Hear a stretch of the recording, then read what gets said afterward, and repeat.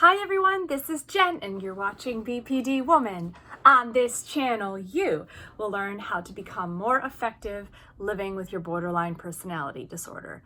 My goal is to help you achieve your goals, whether they are in life, love, career, emotional, or financial stability, by sharing with you the things that have worked for me over my 20 years of progress and recovery since I've been diagnosed with the disorder.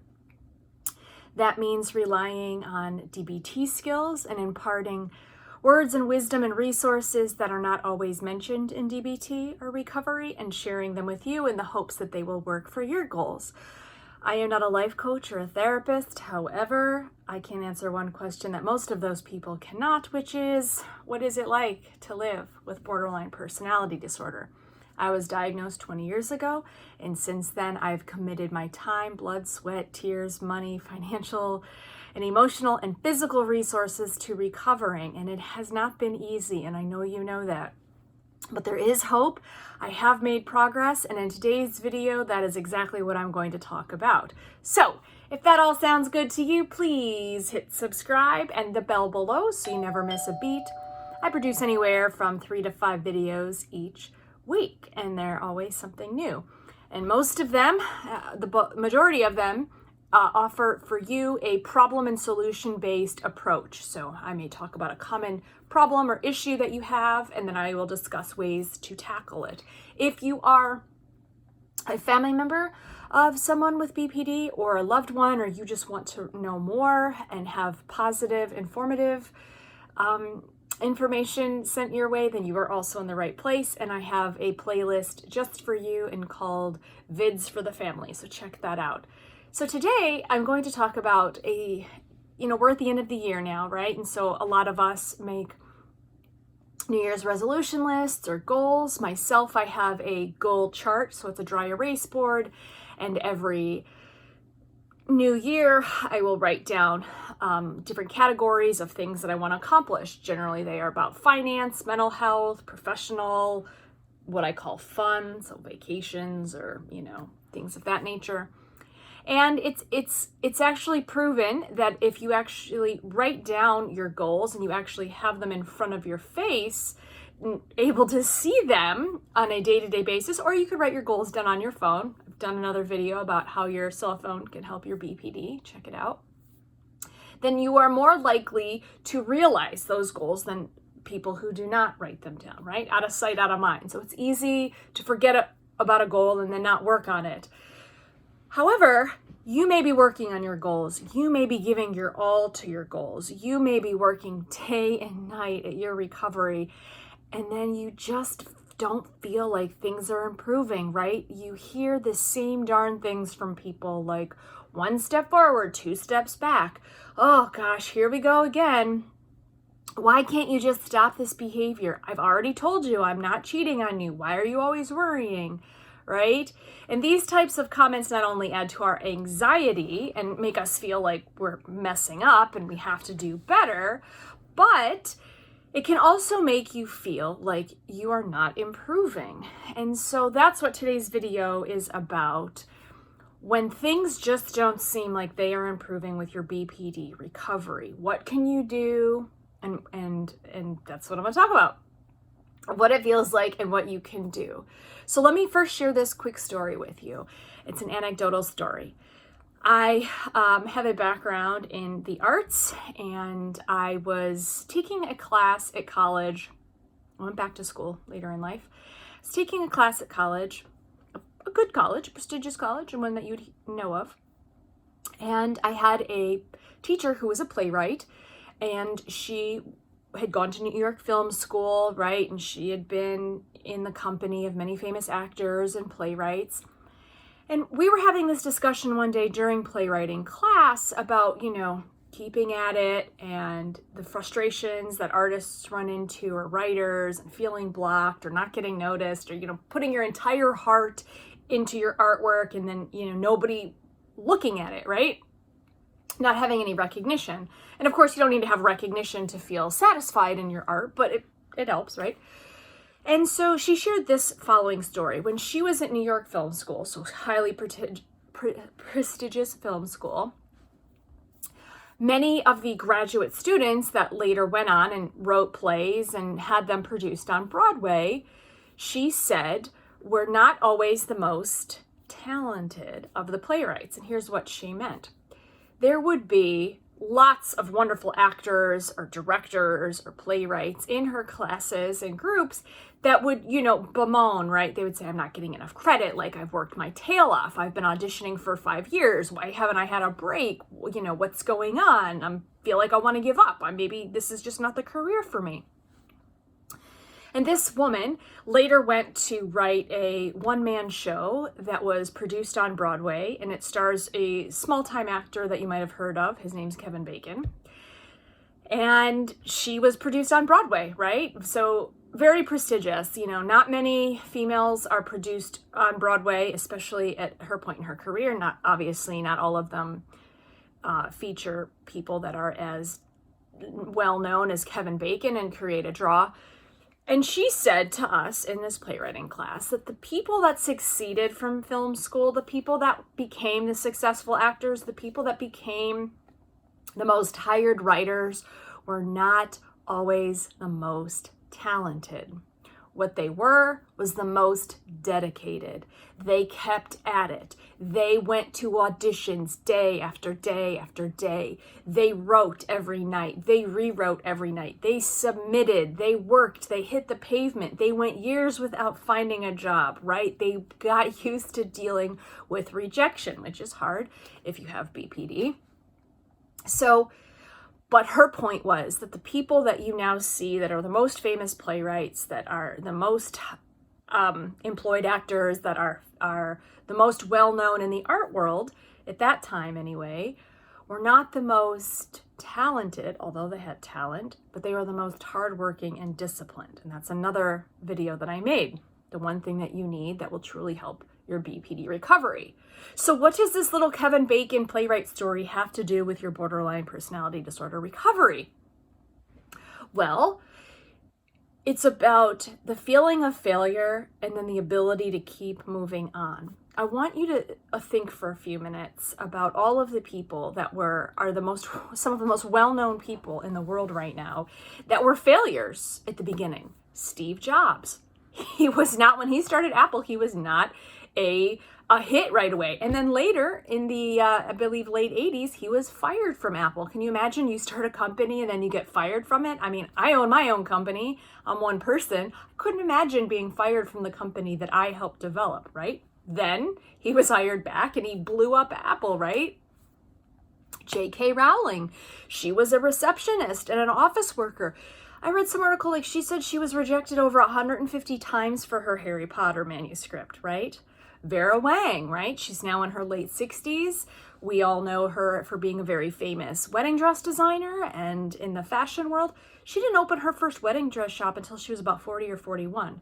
The point of all these stories, is that you must keep at it to see improvement. And the payoff can be slow or the payoff can be fast. But it's the people that are disciplined and they stick to their recovery no matter what comes their way that have the greatest chance of success. And that is my advice to you. I have been at this recovery game for the last 20 years, right? And 20 years before that, I knew that there was something wrong with me, but I wasn't always sure what it was. And in these last 20 years, I have never given up on my recovery. Now, there have definitely been times when I have wanted to give up, and there have definitely been times when I've had setbacks, right? Progress is not completely upward. Look at a stock market, right? Look at a stock market. It dips, it goes, it dips, it ups, it goes, it does, up, down, up, down. But eventually, it's a upward track. And so that is the lesson that can be learned from your borderline personality recovery. You must keep at it. You must go to DBT and then go back and then go back again and then go back again, right? I'm in my 20th year now and I still struggle, right? There are tons of things that I've improved on, and I'm going to list a few at the end so that you can get an idea. And also I'm going to give you a tip on how you can keep track of your progress. But you have to keep going to your rehearsal. Okay, so rehearsal for actors, practice for actors. For those of us with BPD, practices practicing your skills, practices going to therapy, it's sticking with it, it's staying up on it.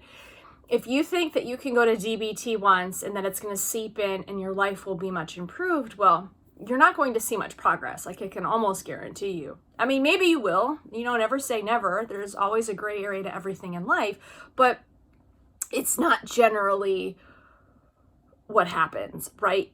So here are my tips. Here are my 4 tips. Number 1, the biggest tip here is to just keep at it. Keep going with your recovery. It's fine to have bad days, bad weeks, bad months, bad spells, bad periods. That's okay. It's getting back onto it. It's recommitting to it. It's trying again. Yes, you will lose friendships. Yes, you will be fired from jobs. Yes, people will break up with you. Yes, you will have a lot of heartbreak. But it's going to make you more resilient. It's going to make you stronger. It's going to actually, a lot of people look to me and they say, wow, you're so strong. Like, how are you so strong? And I was like, well, I've had to battle a lot of dragons. It's not necessarily the path that I chose. It's not what I wanted my life to be necessarily, but I like who I am and where I'm at, and it's just fine with me. Okay.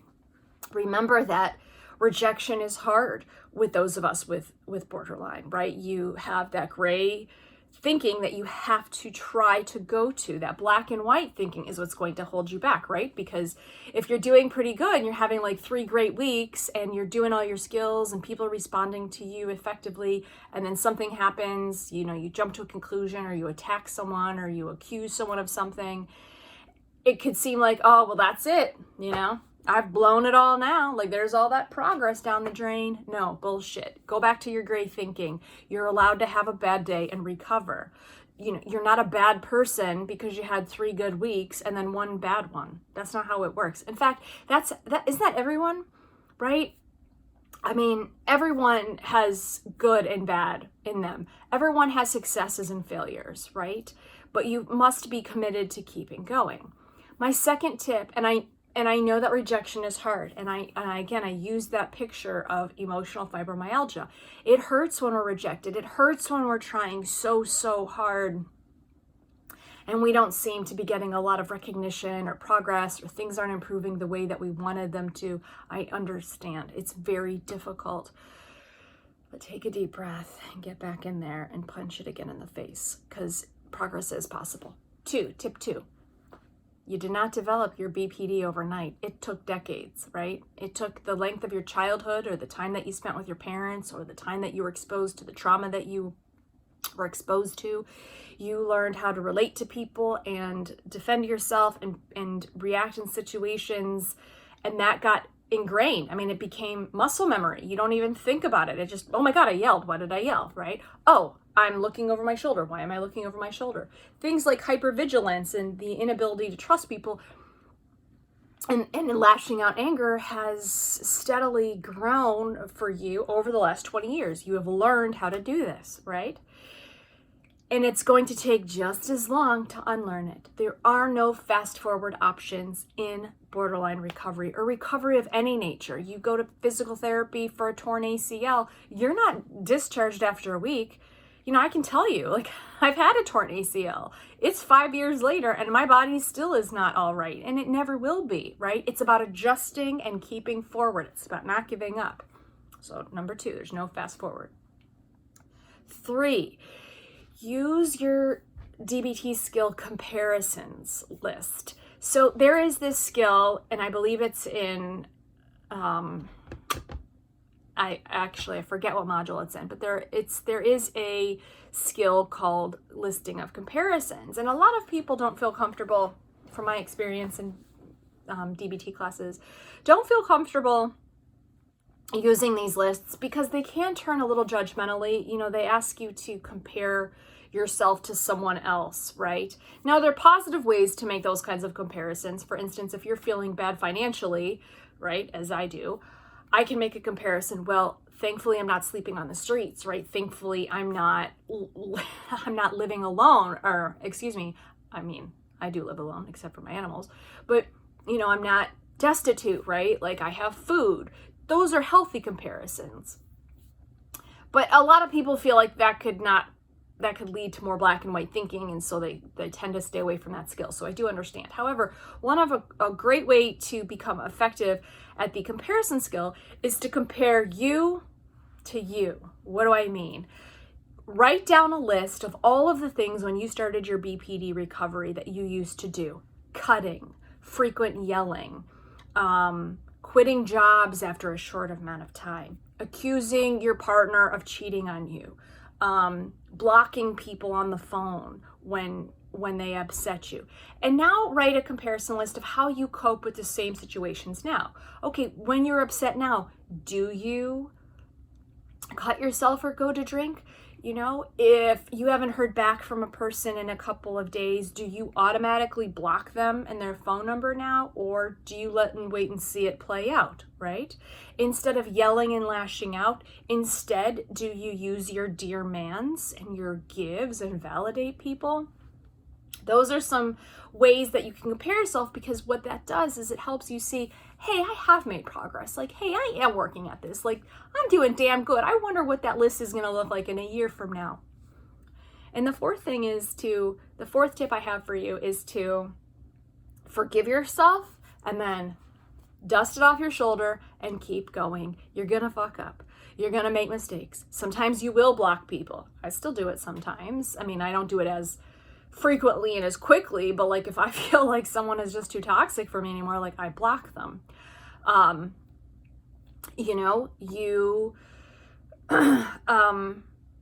sorry, I lost my train of thought there.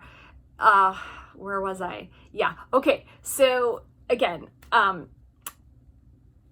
give yourself a pat on the back and forgive yourself when you've made a mistake. And remember that it's not black and white thinking. Like, sure, like sometimes maybe I'm a bit terse with somebody now in a text message that I didn't want to be, but okay, then the next text message I send, I use opposite action and I'm like, okay, well, like I'm gonna send something nice or a funny picture, right? Or the next time I see them, like I'm not gonna act awkward, like I'm gonna pretend everything's fine, and that way they get a sense that everything's fine and then we move on, right? I do understand what it feels like to not make progress. I've felt it. I have felt it deeply, and I still feel it now. You know, there are times where I'm like, why am I still like in the same financial situation I am? Why don't I have the job stability that I want right now? Why do I keep losing friends? Why do I keep choosing toxic people? Why can't I get my anger out of control? I mean, these are questions that I ask myself sometimes on a daily or weekly basis. However, there have been changes and there have been progresses, and there's no black or white. And progress is a universal issue, right? It's not just isolated to those of us with personality disorders. So I hope that this has been helpful.